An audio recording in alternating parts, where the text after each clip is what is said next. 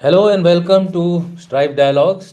Today we are going to discuss about Pakistan vis-a-vis Afghanistan.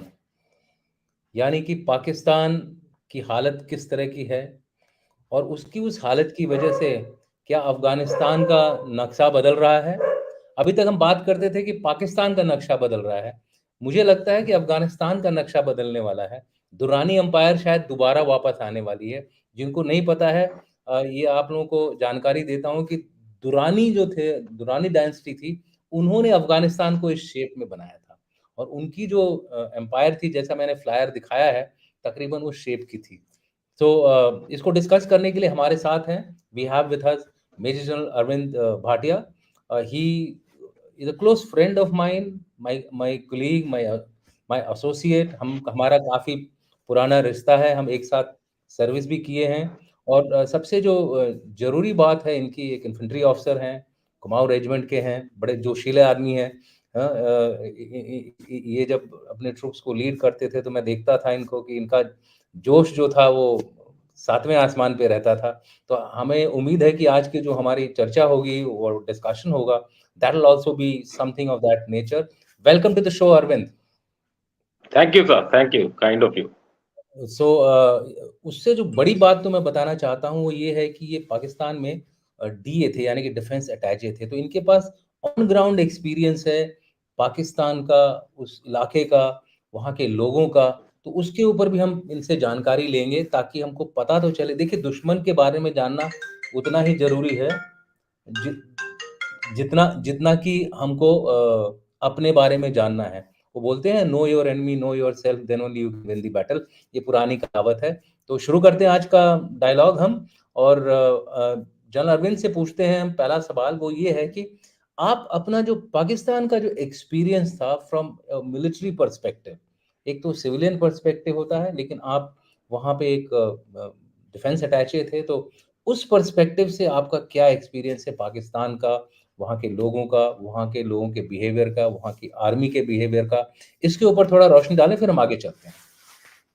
Over to you. Thank you, sir, for your kind words and the introduction. मैं as a brigadier Pakistan में अप्रैल 2015 से सितंबर 2017 तक रहा। इस्लामाबाद में हम embassy में favourite थे और उस समय के दौरान ही वो उरी अटैक हुआ था जो 2016 में हुआ, जिसमें पाक से घुसपैठिए टेररिस्ट आके उन्होंने 19 हमारे जवानों को शहीद किया था।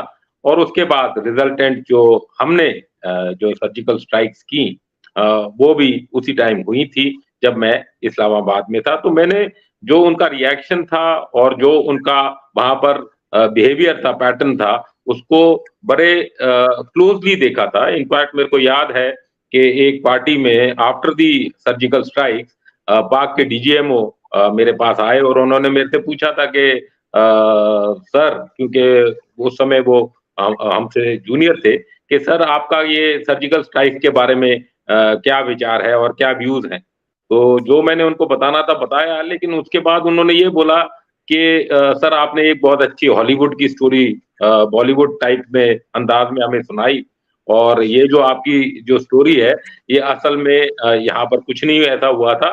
तो मैं ये बोलता हूँ कि Pakistan army, because it was coming from the DGMO, seemed to be still living in a state of denial and in a state of delusion that nothing actually has happened, and whatever was happened has happened. They are the winners. The same thing got repeated in Balakot. The same thing happened in numerous other occasions. In fact, I remember then when General Durand was commanding in Krishna Ghati, and I just returned from Congo. I remember we were neighboring the Pakistani brigade, where you see there was the force commander Babakar Gaye from Senegal. He was to come, and the brigadier, Pakistani brigadier, was waiting for him at the airfield to receive him. And me and the brigade commander, Indian brigade commander, were also there in Bukavu to receive. और तभी एक lieutenant colonel आए और मेरे को बाद में पता चला कि वो आईएसआई के लेफ्टिनेंट कर्नल थे। उनकी थोड़ी लंबी सी दाढ़ी थी और उन्होंने ब्रिगेड कमांडर साहब को बोला कि सर नमाज का टाइम हो गया है। तो वो ब्रिगेड कमांडर साहब ने पहले तो उनको बोला नहीं नहीं आप शुरू करें, मैं रिसीव करके आऊंगा। लेकिन जो जिस लहजे से लेफ्टिनेंट कर्नल साहब ने उनको देखा, वो तुरंत उन्होंने पैंतरा बदला और बोले कि सर आप लोग रिसीव कर लेना, अगर वो आ जाते हैं, मैं थोड़ा मस्जिद होके आता हूँ।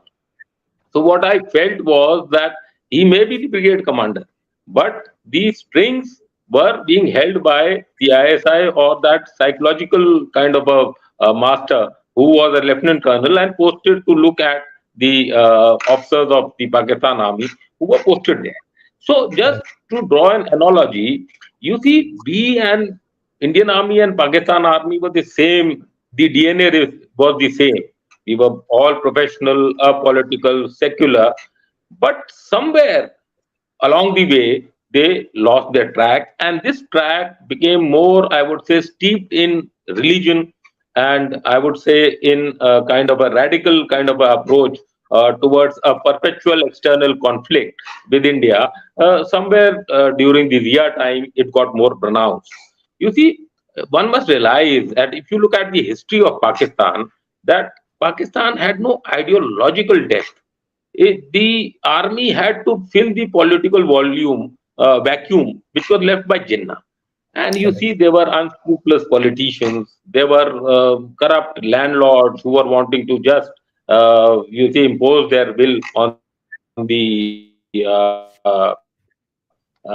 masses, and they were very supine kind of a bureaucracy. So army had to fill this role, and somewhere along this line, because the army had to get into the political quagmire of the nation, they broke the umbilical cord with the British Indian army, and they became more aligned. The moral DNA, in fact, became more exploited, and it became more akin to what the predecessor of the British Indian army was, and that was the erstwhile East India Company.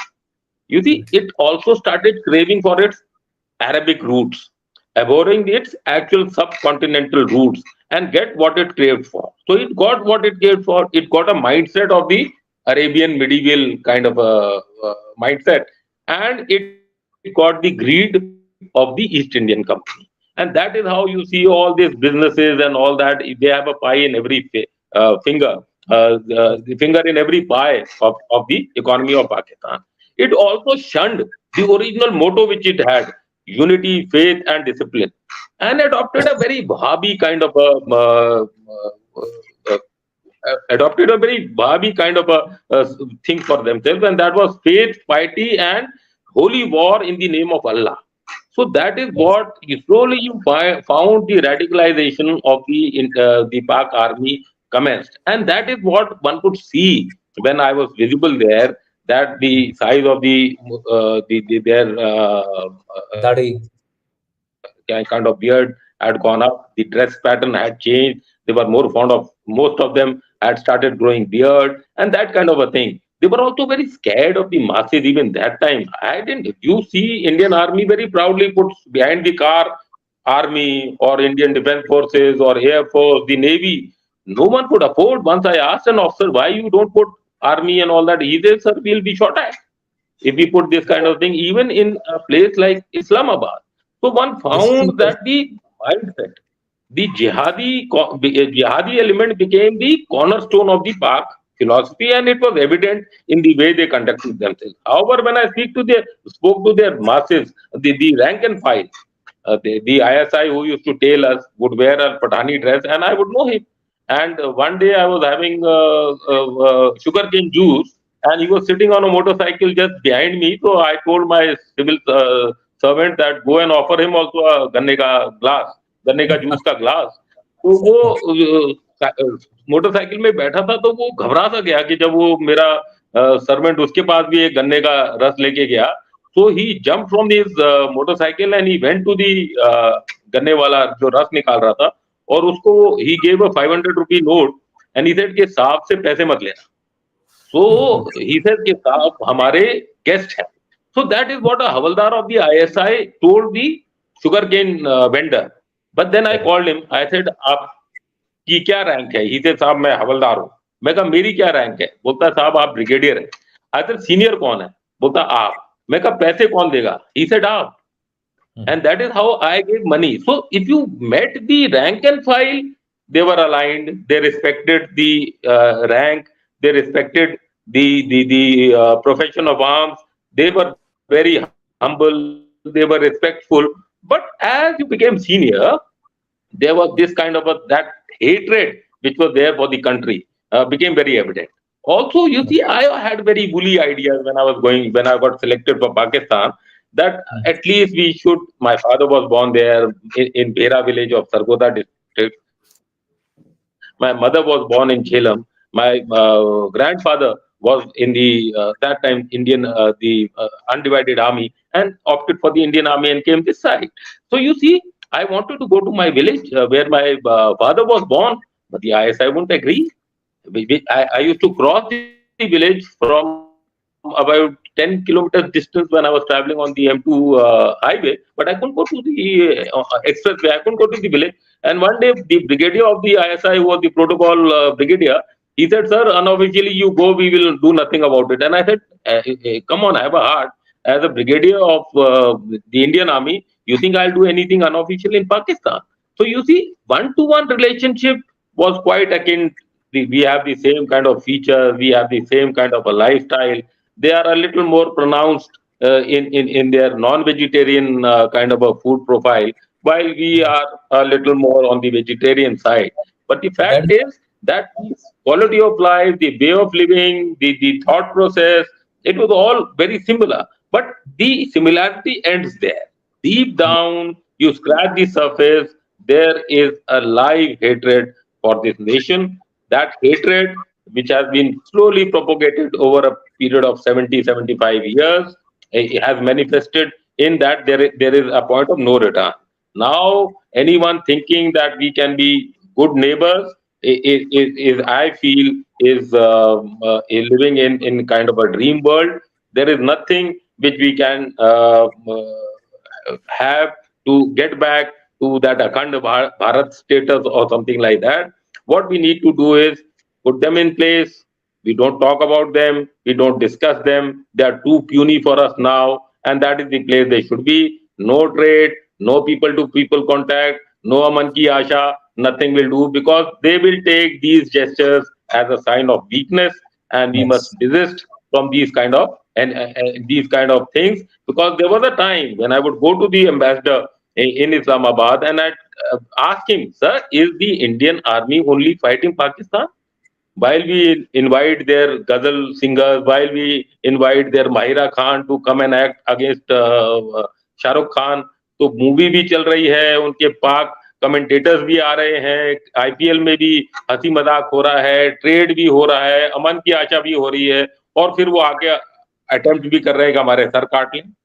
So what do we want? Is it Indian Army versus Pakistan, or is it an Indian response against Pakistan? And I'm so happy that under the present dispensation, since the last 10, 12, 15 years, we've shown that resolve. We have shown them their place, and we don't want to truck with them or discuss anything with them till they shun this policy of terrorism and violence. And I think that is the language which they understand.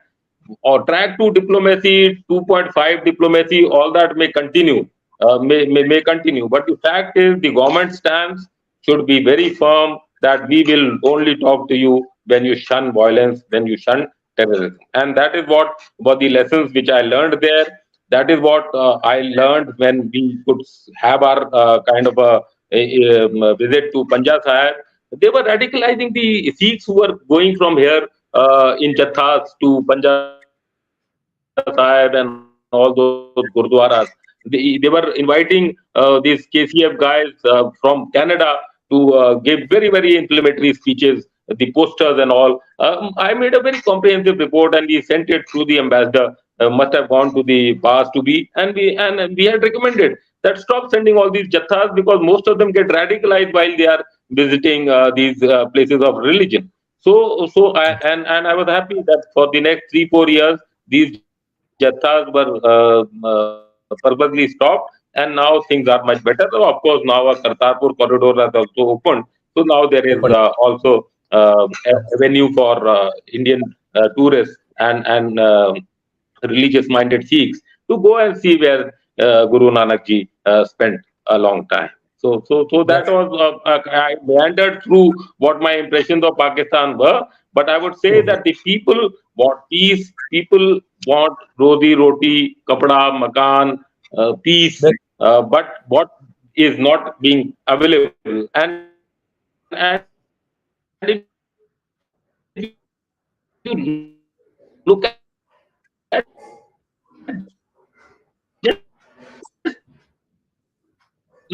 look at the economics.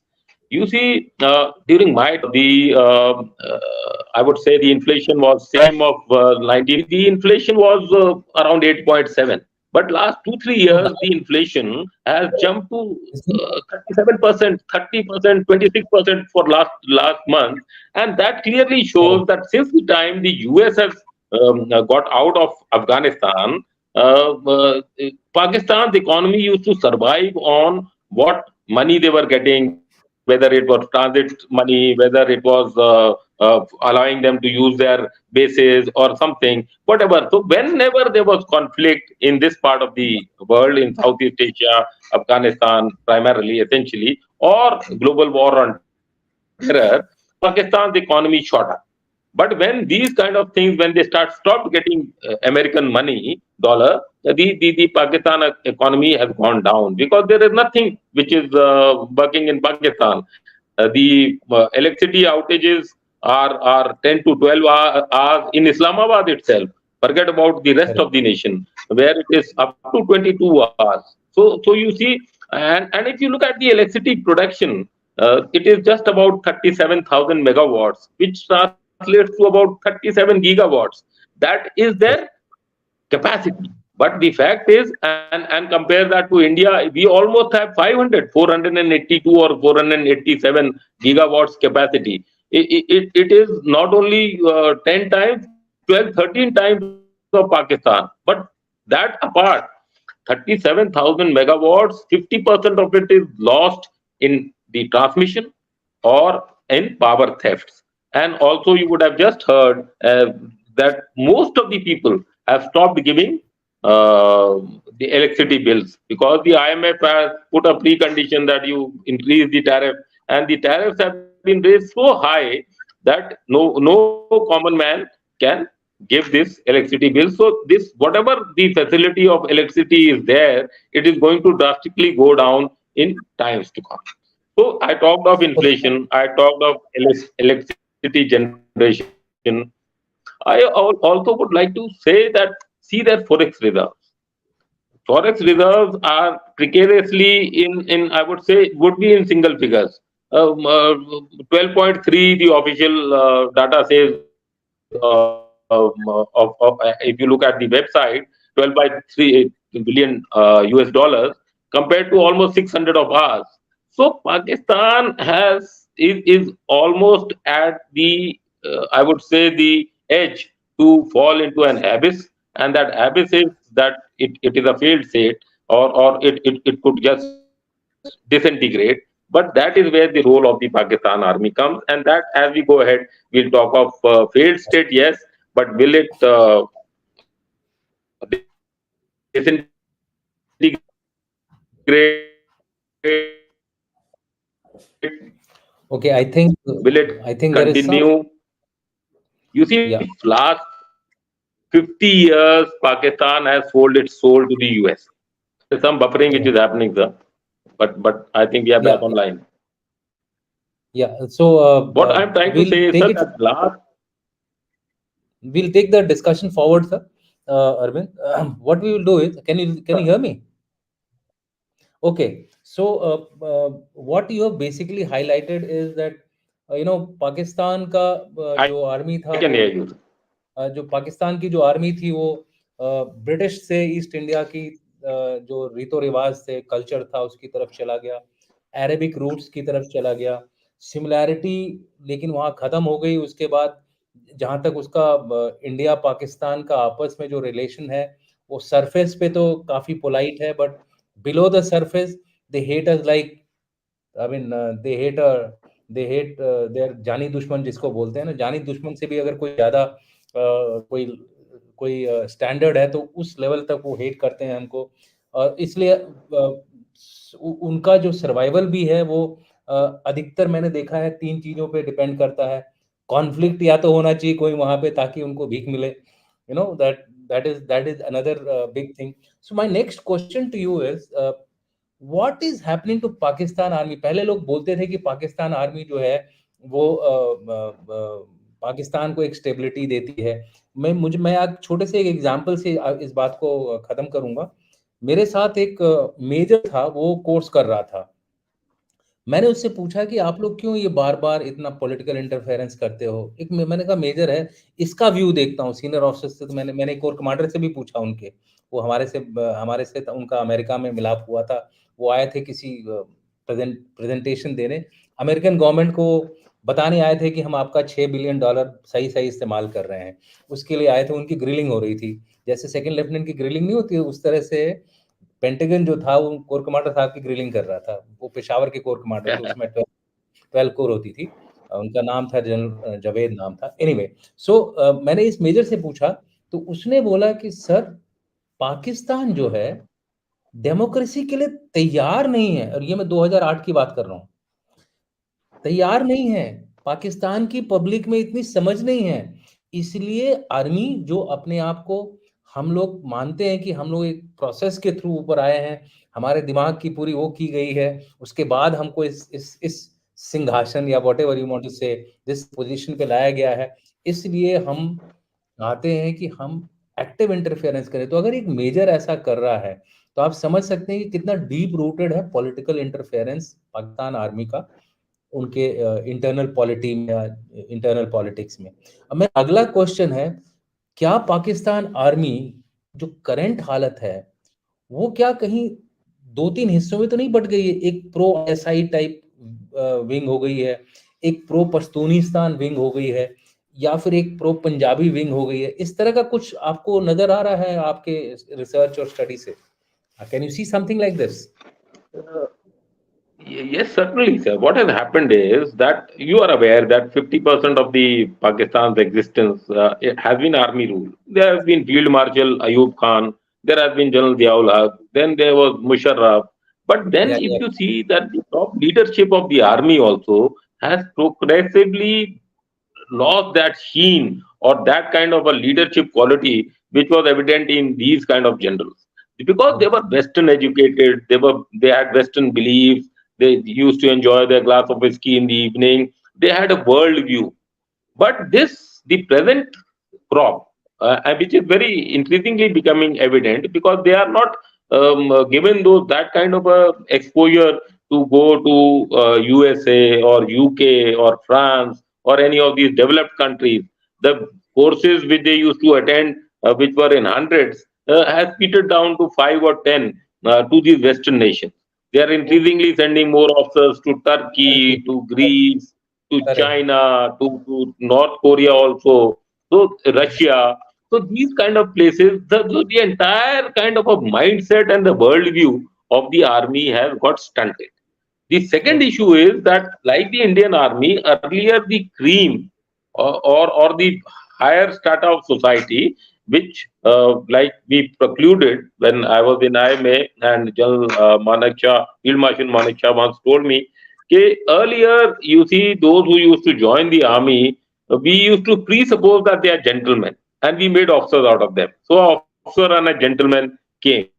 But Correct. now it has happened with the opening up of the army, with the expansion, with the better avenues, the mainstreaming of the army, I would say, that not only the elite are joining, but also from the grassroots, from the earlier from my state, where the I am from the Kumaon regiment, as you alluded to.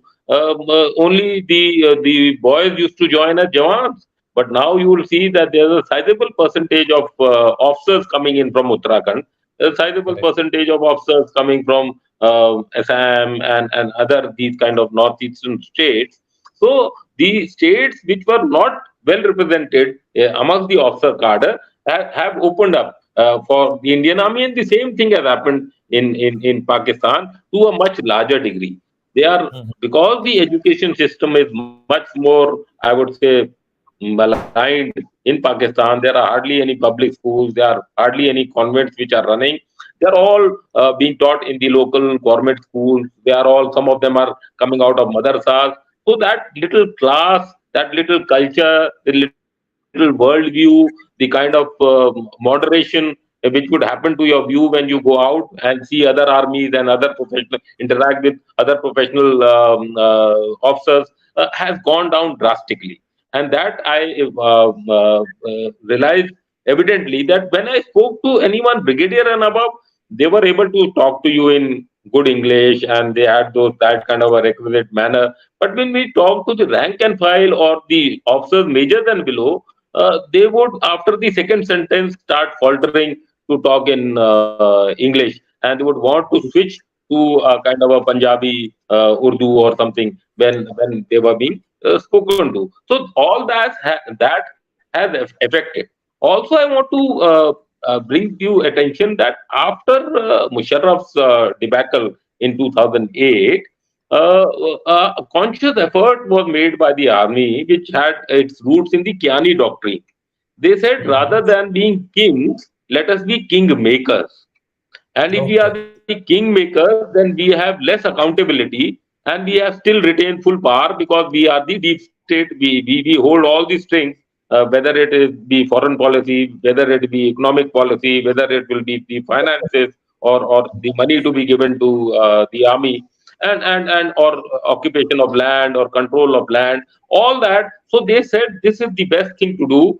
That don't come into the show window, remain in the back seat, but control all the strings. So this Kiani doctrine gained further roots during Rahil Sharif's time, and of course, the legacy continued, and that is why you will Right. see that they are not very forceful or forthcoming in taking control of the morass which Pakistan is going into.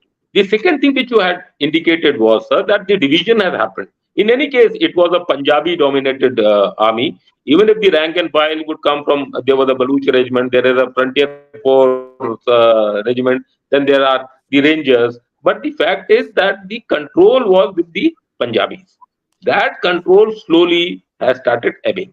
The third major thing which has happened is that the people, the Awam, which was the, I would say, the major strength of the armed forces, has slowly started becoming skeptical of their own army, have slowly started accepting that their army is delusional. It is not that kind of a invincible army which they project themselves to be. Because when the body bags come home, when the taboos come home, when the people are and they don't get recognition, when they see that the Indian army in Siachen will dig all, anyone who one soldier also, and the entire battalion will be there to dig their soldier out. When the Indian army will collect all their debts and give them a decent kind of a last ride, when the Indian army will collect even their debt and hand them over to them. When there is an avalanche, Indian army will dig out all their dead and take them, send them to their places from where they came from. They see, and that is why they are increasingly withdrawing their support to the Pakistan army, and that is why. And also, I would say that the internal security situation. So Just a let's minute, sir. I think I want to yeah, let's move forward. call and I will add you. Doesn't matter. Yes, sir. Let's move forward. Hello. Sir. Yeah, let's move Just a forward. minute. I think your mobile has turned, I suppose. Yes, sir. Yes, sir. Yes, sir. I'll just give me a minute. Yeah, no problems. While General Bhatia is getting I his can hear you, sir. You put that. yeah, Yes. yeah. So my next question to you is, do you think the Pakistan army is losing its capability to fight against terror insurgencies which are happening in uh, KPK, Khyber Pakhtunkhwa, and Balochistan? And what is the reason for that?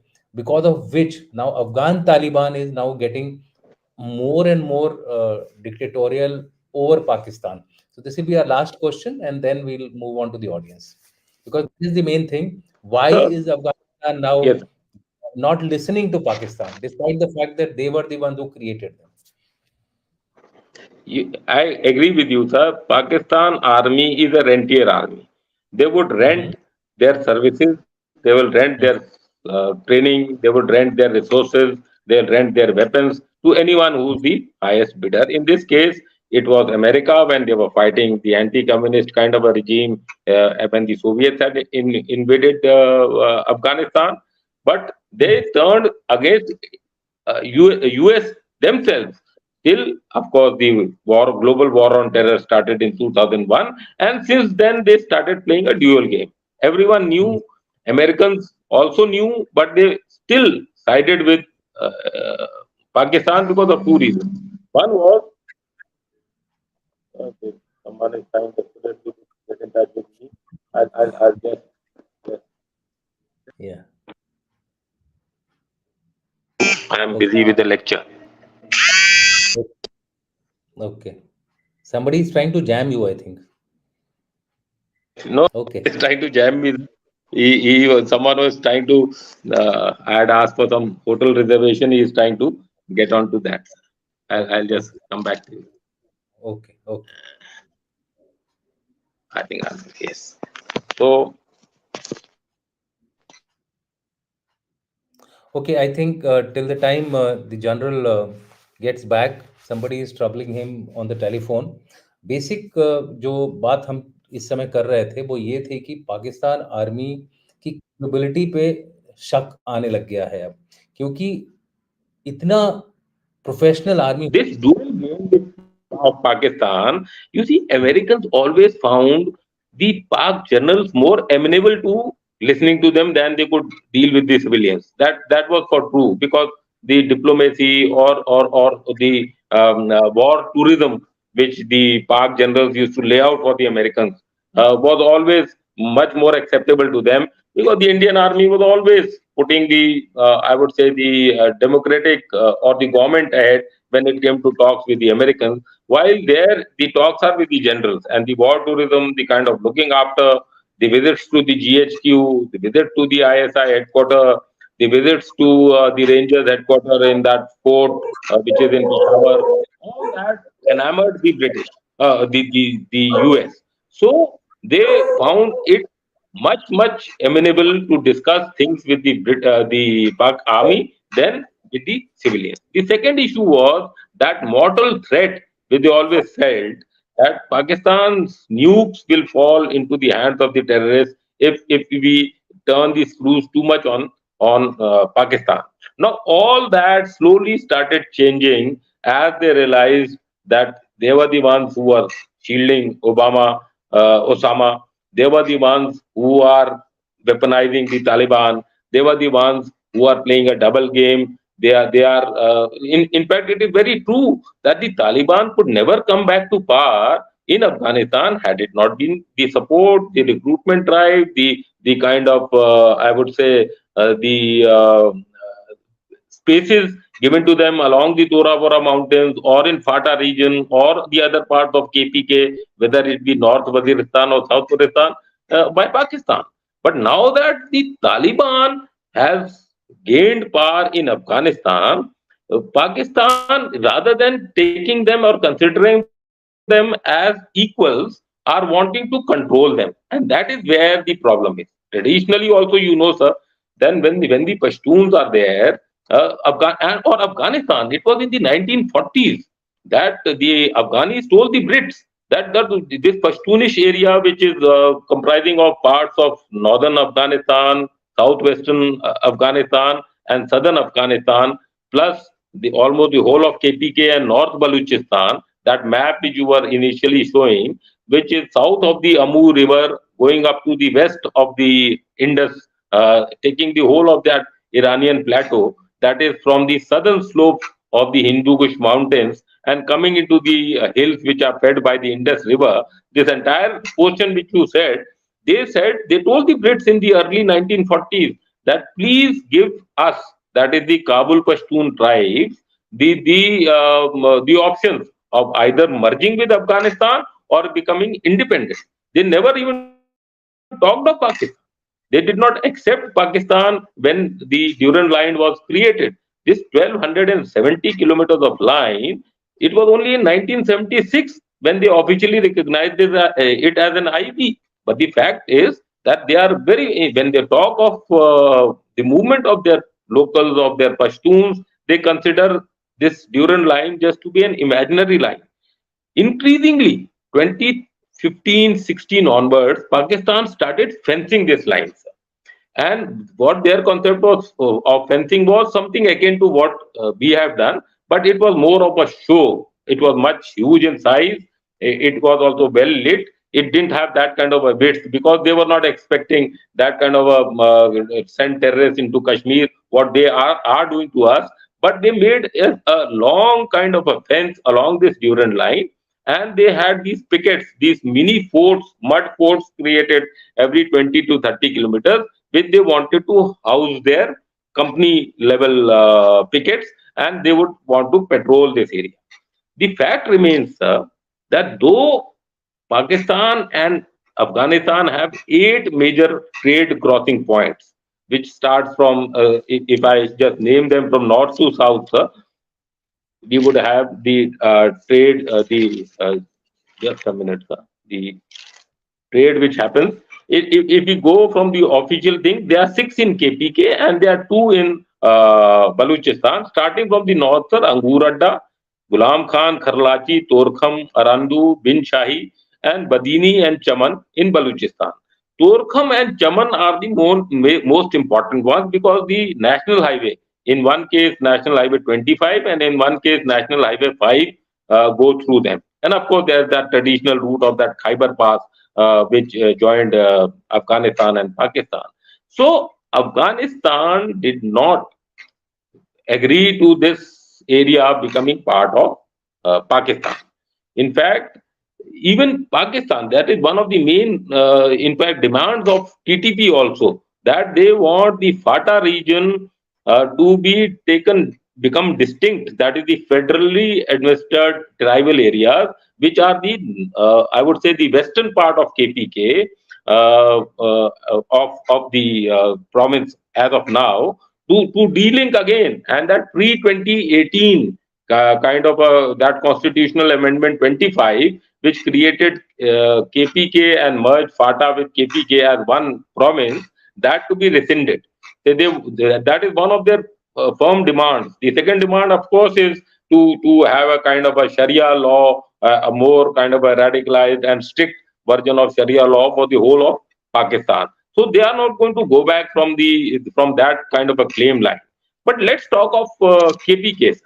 KPK has traditionally 1901 onwards been a fiercely independent kind of area, tribal area, where tribal loyalties have gained more prominence.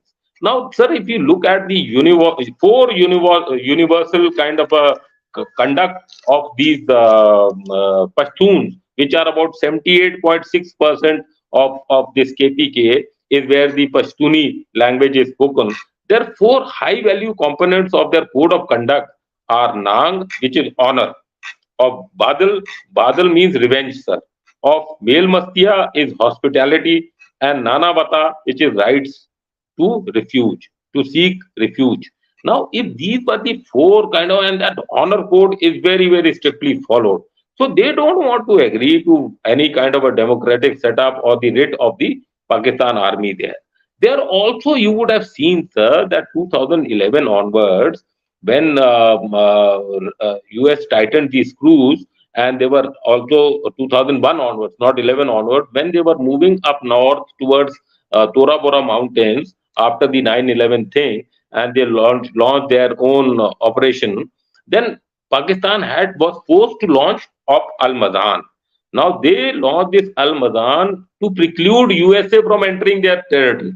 You are aware that in one of the firefights, in fact, their air strikes, the Pakistan army had lost 18 or 19 in the US airstrikes, which had entered the KPK area, erstwhile FATA area. They had lost. So they also launched this Al Madan. But Al Madan, after Al Madan came Zarbeaz. After that, there were so many other operations launched, which they adopted a policy of scorched earth. They raised villages and villages. There were more than 7 lakh people displaced in North Waziristan and South Waziristan. They created ghost towns. They killed innocents. They used their airstrikes. They used their BMPs. They used their armed drones. They used RT shelling against their own people. They used their tanks. What you name it, and they used. So it was totally different than what we use. That a fist in a velvet glove or no collateral damage. They just raised portions of North Waziristan or South Waziristan and created ghost towns, be it Miram Shah, Datta Khel, Mir Ali, Char Sadda and Peshawar were in the rear, but there also they created mayhem.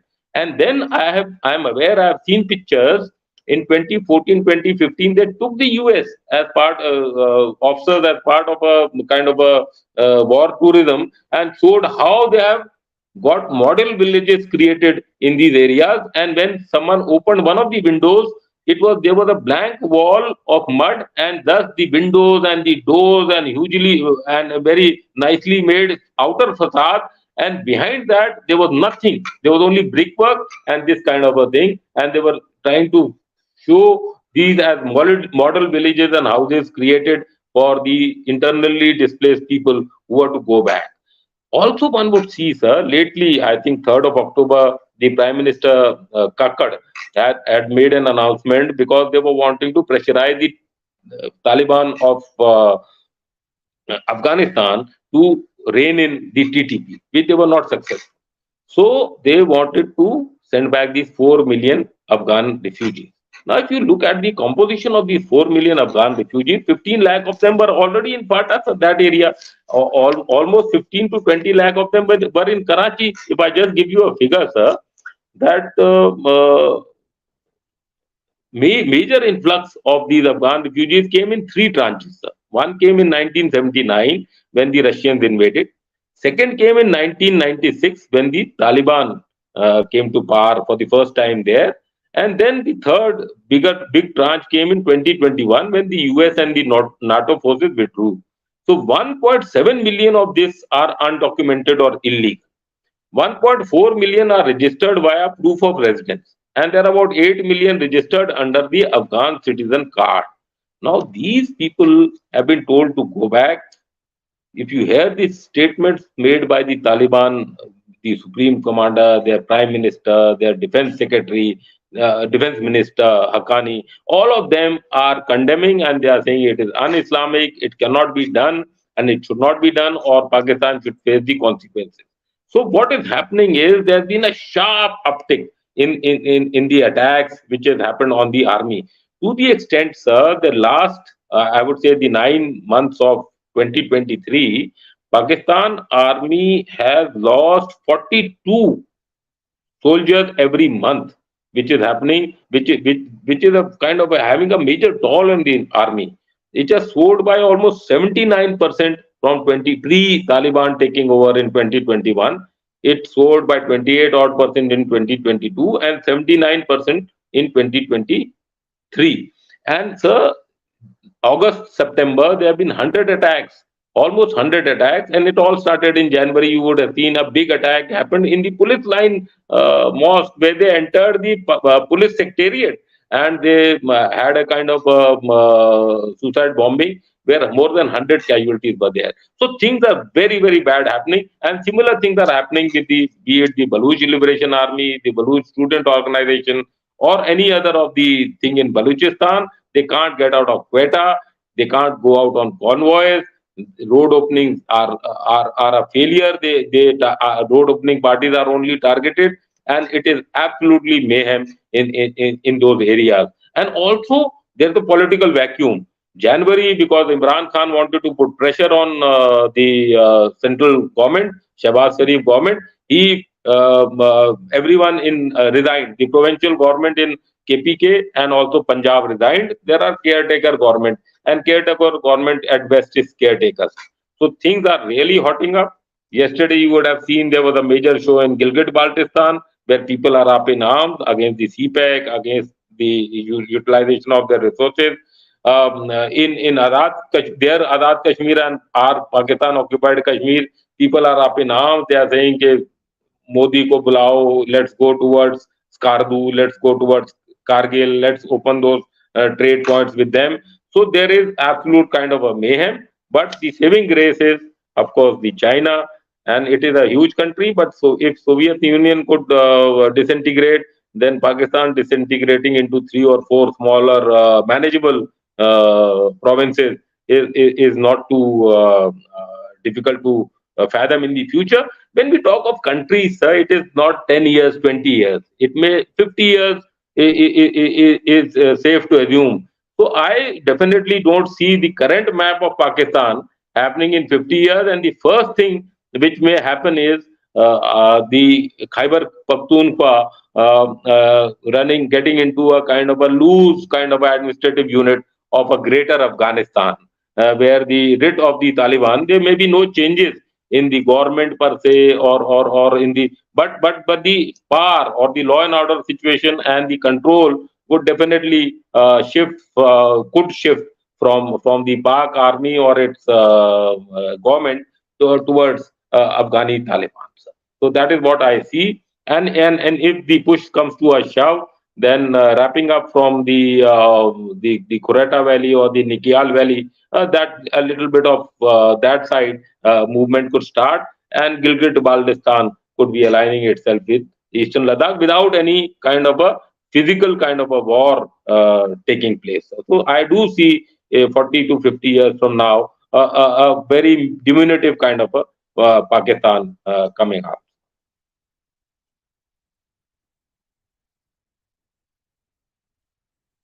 I can't hear you, sir. Yeah, I had muted my mic. Thank you very much for Okay. that wonderful discourse on how Pakistan is, what is Pakistan Army's character, nature, and also what is likely to happen between Afghanistan and Pakistan. The time frame which you have given of about 40 to 50 years, I think that looks to me also very much the way things are going to happen. But what I also see is that phased disintegration of the territory from Pakistan, switching over loyalty, not in terms of the writ, but in terms of physical affiliations going towards Afghanistan, and then slowly as the you see, if they start losing control over an area, the Pakistan government, whichever it comes, जो भी government वहाँ आएगी, वो अपने अपने दायरे में सिमटती जाएगी, तो उसके जो आउटर एरियाज हैं वो क्या बोलते हैं, और इंसर्जेंसी का भी आपने देखा है, दो तरीका होता है, एक तो बाहर से अंदर आने का, और दूसरा होता है कि सीधे अंदर जाते हैं, अटैक करते हैं, और वो पूरा बाहर वाला कोलैप्स हो जाता है। दोनों कॉन्सेप्ट हैं। इसमें मुझे लगता है क्योंकि ये टेररिज्म और I would say militancy based phenomena चल रहा है, तो ये बाहर से अंदर आएंगे, तो उसमें टाइम लगेगा, और हो सकता है बीच में कोई अगर अच्छा समझदार गवर्नमेंट आ गई पाकिस्तान में, या फिर सिचुएशन थोड़ी बदल गई, इंटरनल पॉलिटिक्स उनकी ठीक हो गई, तो it may further gate delayed. So with that I would also मुश्किल रिक्वेस्ट द लगता है सर, हाँ हाँ मुश्किल बोलिए। लगता है because you see Imran Khan, who still enjoys a very popular support, I know. has nominated his barrister Gohar Khan to be the chairman of the PTI. Correct. He most likely will be given a window to go into exile, and he will cease to be a force in Pakistan. Nawaz Sharif is being propped up.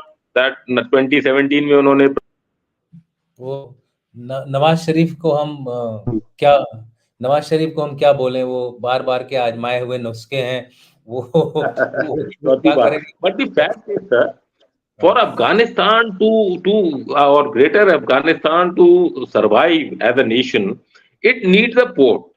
It needs to get traded. It can't remain landlocked. It can't be through Iran. It can't be up north towards Kar.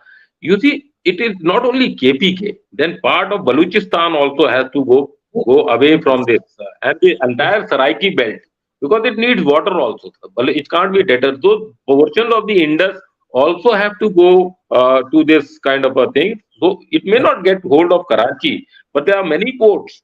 from Patni to going up to Gwadar, which if become part of that, so this phase of land has to Mm, disintegrate. So, and if that has to happen, it cannot be only through terrorists. It has to correct. be a kind of a, there has to be some kind of a external stimulus also, so that the end remains that finally the area becomes more peaceful, and finally the neighborhood becomes more stable. So we have to see as to, is it good for POK to get back to India? Is it good for Gilgit Baltistan to get back to India? Is it good for Sindh, including Karachi, to get back to India? Or it is better that it is in this loose kind of a fractured state and continues like that? So that these are certain things which we can crystal gaze and discuss, but time will tell, sir. And when we talk of timeline, it is 30 to 50 years from now, Yeah. sir. Not happening too much in a hurry. Ab- Thank you. Absolutely. Thank you very much. I think I'll request the audience to please like, subscribe to our channel. We try to bring you the best available experts on any field, and they have definitely a deep experience of whatever subject they are talking about. वो अपने subject में माहिर है, personal experience है। और सबसे अच्छी बात जो हमारे चैनल की ये है कि हम खाली थ्योरेटिकल एक्सपीरियंस लोगों से बात नहीं करते, हम उनसे बात करते हैं जो कि प्रैक्टिशनर भी हैं, यानी कि ज़मीन पर भी वो गए हैं, उसी चीज़ को उन्होंने किया है और फिर उसको एक स्कॉलरली तरीके से आप लोगों को प्रेज़ेंट करते हैं। अब हम क्वेश्चन लेते हैं, ऑडियंस के कई सारे क्वेश्चंस हैं, तो हम सबसे पहले शुरू करते हैं। ये पहला क्वेश्चन है, ये सिर्फ इंफॉर्मेशन है, जो आपने बात साझा की थी कि Pakistan CTD release official number of this years KP attacks at 806। जो आप बात कर रहे थे 79% इंक्रीज की उन्होंने नंबर्स में दिया है, और ये अपने आप में एक रिएटरेशन है जो जनरल अरविंद बोल रहे थे। नेक्स्ट क्वेश्चन है श्रीतक कोठारी का, ये हमारे रेगुलर व्यूअर हैं। Ask how has Munir failed so spectacularly on national security front? Since he has been here, there have been terror attacks daily. He is still just focused on politics, securing funding and retirement plans. Your You comments. see, Munir is from the frontier force. He is not from the PMA long course. He is a short service or their OTS kind of entrant or Hmm. commissioned officer. He does not hold that kind of, and he is a Shah. One must also look at the surname when we talk of personalities in the army. So he does not have that kind of a popular backing by his corps commanders that than others had. Also, you see, yesterday only there was this report that there has been a confrontation between Munir and the DGISI, Nadeem, and they are investigating role of one of the intelligence battalions in trying to overthrow Munir. So he is, in fact, worried about his retirement. He is worried about getting funds. He is going around with the begging bowl. The three countries which they immediately go after taking over is China, Turkey, and Saudi Arabia. KSA they go also to do one of the pilgrimages. But all these three countries, they go with a begging bowl, whether it be the in kind, whether the Chinese will give them 8 frigates, or whether they will. Also, I wanted to just allude the total public debt of Pakistan is about 280 billion dollars. It is more than their, I would say, almost equal to their entire 1 year budget. And out of that, the external debt is almost 160 odd billion US dollars, and 125 billion. 30% of that is 125. held by China. Yeah, 125 billion 30% of dollar this is the, external debt, yeah, yes, 45 is billion is held is by is, China. is is by China. So more than 30% of 35% is held by China, and that is Correct. why when I say that, I use that thing that they will sell their souls to China, and China will extract a price, whether it be land, whether it be resources, whether it be deals, which are totally anti the population of the Pakistanis. They will have to succumb to them. Otherwise, they are, I think, spending 14 crore Pakistani rupee to 14 billion Pakistani rupee every day to just give back the loans which they have taken. And also, when I was in Pakistan, one US dollar was equal to 104, 105 Pakistani rupee. In 3, 5, 6 years, it has jumped to about 280, 290. So you see that where the inflation has gone. The petrol, which was 135 Pakistani rupees, is now almost 280, 290. So it is becoming very, very unmanageable. One more small issue. Indian rupee, I used to give 100 rupees, used to get 160 Pakistani rupees. Now 100 Indian rupees will give you almost 360 Pakistani rupees. So the Yeah. value of the Indian currency vis-a-vis the Pakistan rupee has almost become 3 times from 1.6 times. So you see, all that shows that economically Pakistan is disintegrating, and because of that economic thing, the army is not able to get what it used to get. Secondly, you see the duality of the guarding of the borders. At the top of at the largest, they had almost 5 divisions looking at the Afghanistan border.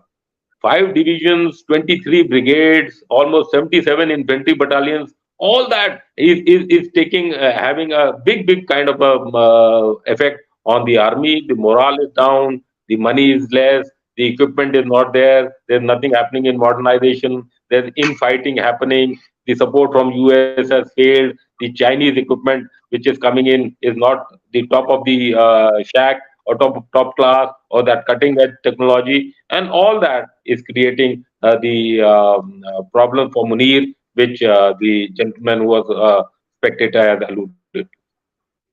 Okay, next question is from JBJB again. Ask the difference in might and ferocity of Pashtun versus Baluch rebellion against Punjabi establishment is Pashtuns are 18% versus Baluch 3.6% of Pakistan population, more than 4.5 times than the Baluchis. Yes, very nice point. You see, KPK, if you look at the population or the economy, it is the third largest province. Um, uh, but Baluchistan and has the third largest. It has about 17.8 or 17.9% of Pakistan's population. 78, 79% of that is Pashtun origin, whether it be Rabbani, Durrani, Khan, Afridi, whatever. It could be Chitrali, it could be these Saraikis which are down toward the Dera Ismail Khan side are of a different stock, or those who are closer to, say, the Hazara region or the Abbottabad region, which are closer to the Pakistani Punjab. They may have a different kind of population thing. Also, a point to note that in 1951, 54, when the census has happened, there were about 2.5 lakh Indian Hindus in now KPK. In the last census, there were not even 2,500. I feel presently there'll be almost negligible handful of Hindus which would be there. But coming from the Gandharva time, long time back, 16th century, 17th century, or pre that, Buddhism used to flourish here.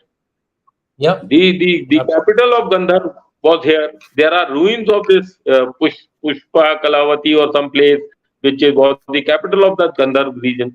So you see, from that 37 divisions, which the province is divided into, almost half of this population stays in Peshawar division or the Peshawar district of KPK. So 50% of this population is staying in and around Peshawar. Peshawar city per se, which is the capital, has almost 1/8 of the total population of KPK. So the population concentration is in Peshawar per se. It is only 10% of the land mass of KPK, but has almost 50% of population, this Peshawar district. So whoever controls Peshawar will loosely control KPK to some extent, and that is why the TTP, when they launch their attacks, they are getting into the heart of KPK and sorting out the security agencies in Peshawar, in Char Sadda, in other important townships of KPK, which were erstwhile the Pata, provincially or the northwest frontier province, and not closer to Afghanistan, which is along the Durand line. So they have made huge inroads this side.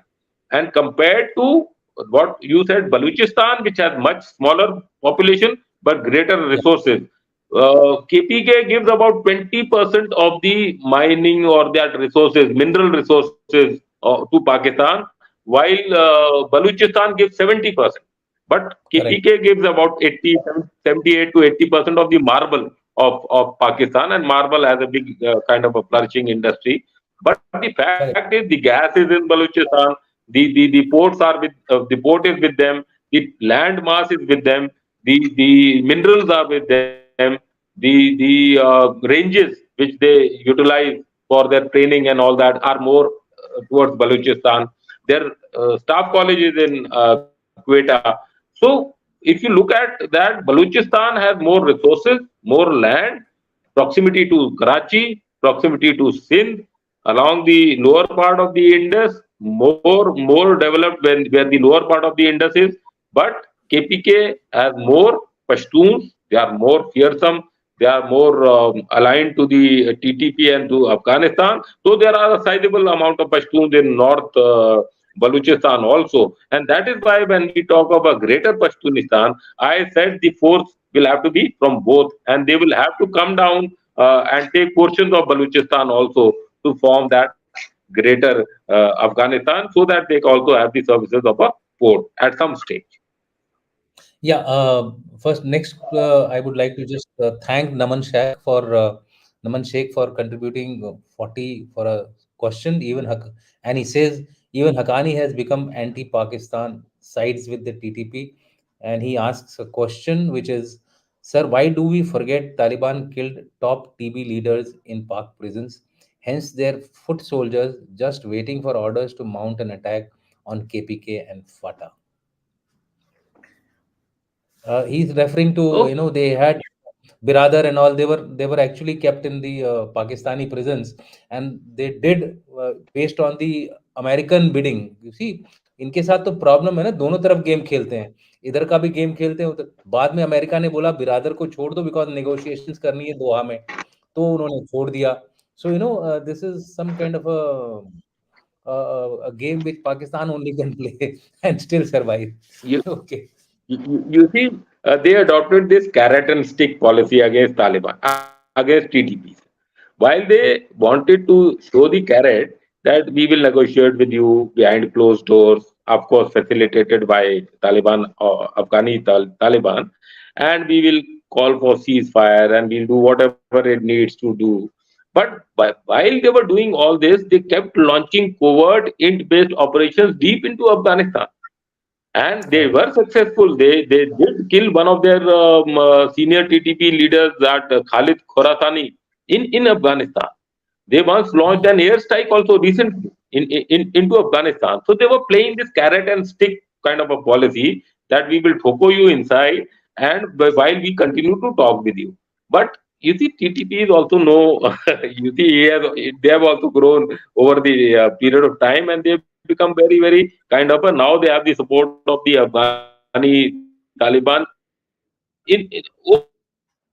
outwardly. Earlier, they had to be a little subdued because the US and the NATO presence. So now they have understood lasted more than 5 months, maximum months, 2 months, maximum 5 months.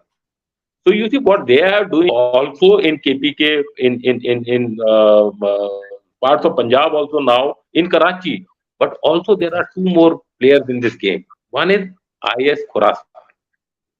The other, of course, was Al Qaeda.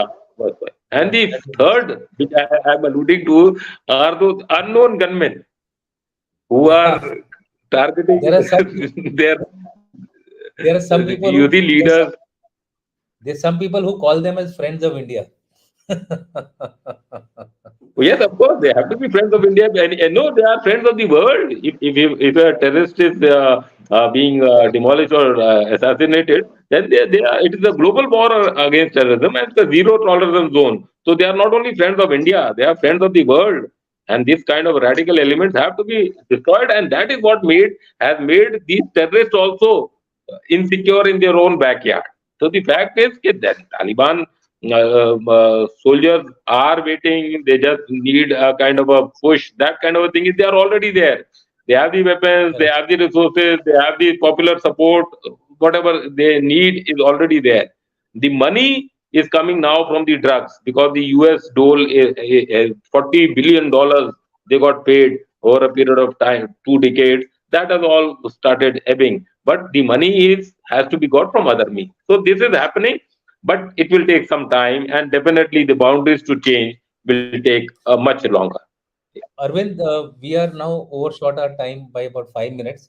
So and there are a number of other questions. We will take two quick questions and quick response, just one or two line response. Although this has been discussed, this is a question from Major General Chaturvedi. He's our vice chairman of our Strive think tank. So much loan liability makes Pakistan vulnerable to external pressure. It has implications for India as China is likely to extract its pound of flesh. Your comments, please. So quickly you can respond to this, and then I have another question, and we'll call it off today. So definitely, China has extracted its pound of fish and is still extracting. I'll just quote a small example. When I was in Pakistan, the Chinese developed a bank over 100 acres, and it was to produce 100 megawatts of power. And you know how many days it worked? One day only. So they are using Pakistan for dumping their stores which are not functioning. They are using Pakistan for growing that kind of agricultural products which are required by their masses, because along the Indus plain, the entire belt where gundam was being grown, where rice was grown for the masses of Pakistanis, now those exotic vegetables are being grown, the quinoas are being grown, the other things are being grown which are being supplied to China. So they are already extracting, whether it be in cash, whether it be in resources, whether it be in their proximity to Gwadar for along that. Uh, Whatever the CPEC is basically access to the port of Gwadar. Okay, so the last question, and then we'll call it off. The way Pak army is getting weaker day by day, after 71, India in a good state to ignore Pak. Why India is not prepared itself for 71 type of operations to split Pakistan to stop their interference in India? Of course, this is a question which I mean people have been asking from ages. तो इसका एक quick response दे दीजिए, otherwise I can wind it up. You see, days of conventional war, the way you thought it, is over. We cannot militarily take over Pakistan or split Pakistan into two. It has to be done as a comprehensive national power force, and best done without a bullet being fired. The fact remains that if we have to actually do, we are also progressively have to look up north to the larger neighbor, which is up north, and we do not have the wherewithal or the capacities. You just see 32 squadrons compared to the requirement of 41 or 42, which we need. Similarly, one and a half kind of a aircraft carrier, 7,000 plus maritime boundaries to secure, 15,000 plus land borders to secure. So we don't have the capacity to militarily launch something to break up Pakistan. We should not think on those lines. You see what is happening in Russia and Ukraine. 21, 22 months now. We are not Azerbaijan and Armenia that a short this kind of a war happens and fizzles out. These kind of conventional wars between two nuclear powers or three, this kind of a disturbed neighborhood is a fantasy. We have to carry out disintegration or sorting out of this perpetual terrorist backed I would say nation through other means, and that is what the efforts are already on, and I am sure that will remain. But another Balakot or घर में घुस के मारेंगे, that kind of a resolve duly backed by the federal structure of the government is already there. They are scared. It is happening in their own backyard, and that is the I think the way to go in the foreseeable kind of a future. Okay, with that, I think we will stop here. There are more questions. but we somehow don't have the time now. 1 hour, 1 hour, 10 minutes have crossed. So thank you very much, Arvind, and thank you for the audience for having been with us. You came out in large numbers. Thankful for that. Some people have contributed also toward our effort. And with that, Jahan to Arvind, Jahan to audience, Jai Bharat. Jai Hind, sir. Jai Bharat, sir.